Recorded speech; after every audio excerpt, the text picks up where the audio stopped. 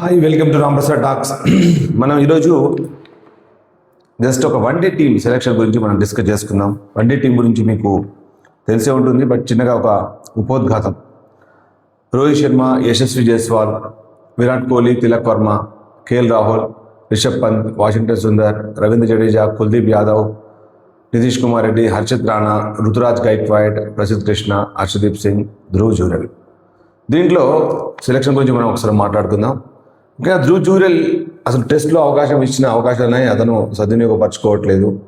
మంచి ప్రారంభాలని పెద్ద స్కోర్ను మార్చడంలో విఫలమవుతున్నాడు. సో వన్డేలో అతను ఎలా ఆడతాడు అనేది ఒక ప్రశ్న. అలాగే మరొకసారి సంజు శాంసన్కు మొండి చేయి. సంజు శాంసన్ యావరేజ్ 56.7 ఉంది. చాలా చక్కగా ఆడతాడు. మిడిల్ ఆర్డర్లో కానీ, ఓపెనింగ్ కానీ, వన్ డౌన్ కానీ అన్ని ప్లేసెస్లో కూడా ఆడగలిగే సత్తా ఉన్న ప్లేయర్ సంజు శాంసన్. అతనికి మరొకసారి మొండి చేయి. అలాగే 33 సంవత్సరాలు, అంటే నౌ హీజ్ ఇన్ 34. కేఎల్ రాహుల్కి క్యాప్టెన్సీ ఇచ్చారు. దానివల్ల ఉపయోగం ఏందో నాకైతే అర్థం కాలేదు. ఇంకా మిగతా ఎవరు లేరా? అలాగే పంత్ మరొకసారి వన్డే జట్లోకి రావడం 2024 అనుకుంటా. 2024లో ఆడాడు, 2023లో ఆడాడు. ఆ తర్వాత మళ్ళీ ఒకసారి అవకాశం ఇచ్చారు పంత్కి. అలాగే సంజు శాంసన్కి అతను ప్రీమియర్ ప్లేయర్, అతను టీ20లో ఆధారపడతాడు అనుకుంటే అతని టీ20లో అతని స్థానాన్ని ప్రశ్నార్థకం చేశారు. అలాగే వన్డేలో అతను అద్భుతంగా ఆడుతున్నప్పుడు వన్డేలో సెంచరీ కొట్టాడు సౌత్ ఆఫ్రికాతో. అయినా కూడా అతనికి మొండి చేయి చూపించారు. మరి అసలు అతని విషయంలో పట్ల ఏం జరుగుతుంది? మరి అతన్ని పక్కకు పెట్టాలని ఆలోచన, మరి అతనికి భవిష్యత్తులో అవకాశాలు ఇస్తారా ఇయ్యరా? అతని రిటైర్మెంట్ కమ్మంటారా? అది ఏదో అర్థం అవ్వట్లేదు. మరి మీకేమైనా అర్థమైతే షేర్ చేయండి, కమెంట్ చేయండి.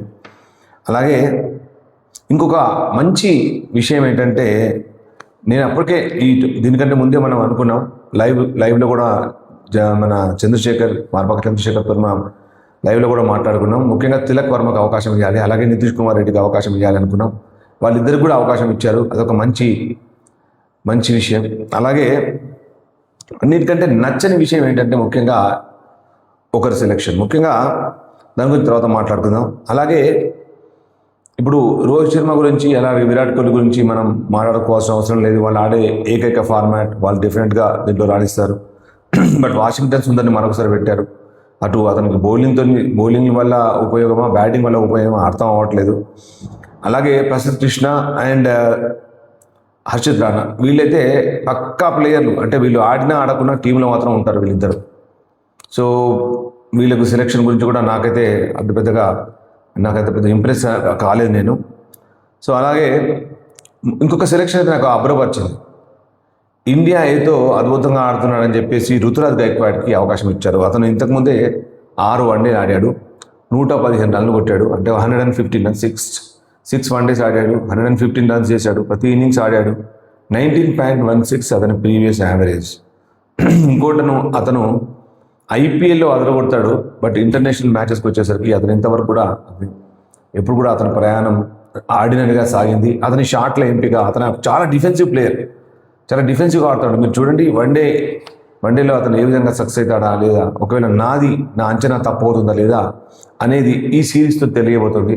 సో అతను ముఖ్యంగా ఇంకొక సెలెక్షన్ ఏంటంటే రోహిత్ శర్మ తోటి, అంటే గిల్ లేకపోవడం వల్ల యశస్వి జైస్వాల్ తీసుకున్నారు. సో యశస్వి జైస్వాల్తోనే ఓపెన్ చేస్తే రోహిత్ శర్మ బాగుంటుంది.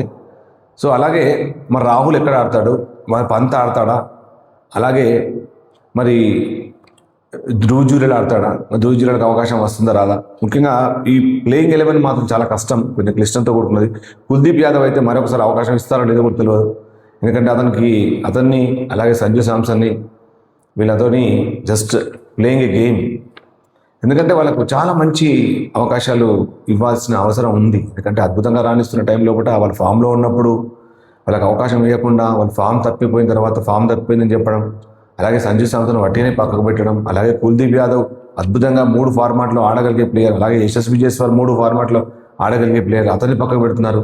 నితీష్ కుమార్ రెడ్డి అవకాశం ఇస్తూ, ఒక మ్యాచ్ అవకాశం ఇస్తూ, లేదంటే టీంలో పెడుతూ అతను మొత్తానికి ఆ సిరీస్లోనే ఆడనివ్వకుండా ఆగమేఘాల మీద అతని నుంచి ఇండియా ఆడడానికి పిలిపించి ఆస్ట్రేలియా ఉన్న ప్లేయర్లని, అలాగే మన శుభ్మన్ గిల్ని అటు ఇటు తిప్పుతూ చివరికి అతనికి ఫిట్నెస్ ప్రాబ్లం అయ్యేటట్టు జరిగింది. చూశారు కదా, 3 ఫార్మాట్లో ఆడించాలి అనుకొని ఒక ప్లేయర్కి ఒక ఫిట్నెస్ సమస్యను తీసుకొచ్చారు. సో ఇంత తొందరగా ఎందుకు, ఇంత అవసరం ఏంటి, మరి ఎవరు దీని వెనుక ఉన్నారు, ఎవరు చేస్తున్నారు, ఇట్లా శుభ్మన్ గిల్ ఎందుకు ఫోర్స్ చేస్తున్నారు 3 ఫార్మాట్లు ఆడాలని, 3 ఫార్మాట్లో క్యాప్టెన్ చేయాలని ఎందుకు అనుకుంటున్నారు? Formats different.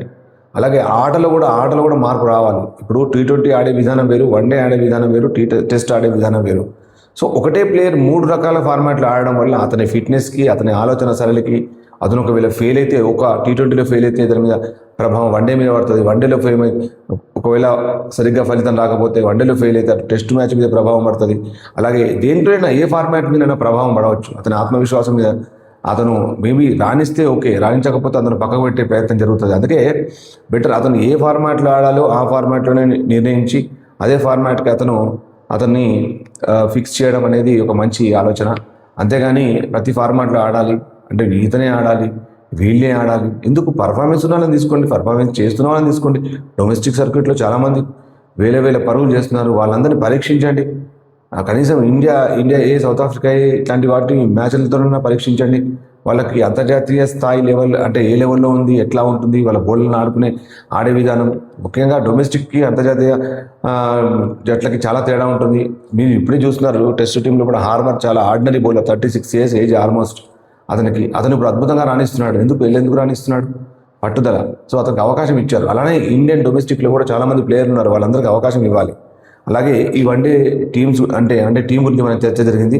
అలాగే మొదటి వన్డే 30th November రాంచీలో జరుగుతుంది. అలాగే తర్వాత 3rd December సెకండ్ వన్డే రాయ్పూర్లో జరుగుతుంది. Saturday 6th December third one day Visakhapatnam జరుగుతుంది. హైదరాబాద్లో అయితే మ్యాచెస్ ఏం లేవు.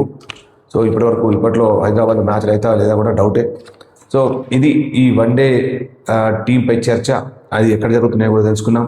సో మరొక మంచి వీడియోతో మీ ముందుకు వస్తాను. Thanks for watching your favourite talk show Ramprasad talks.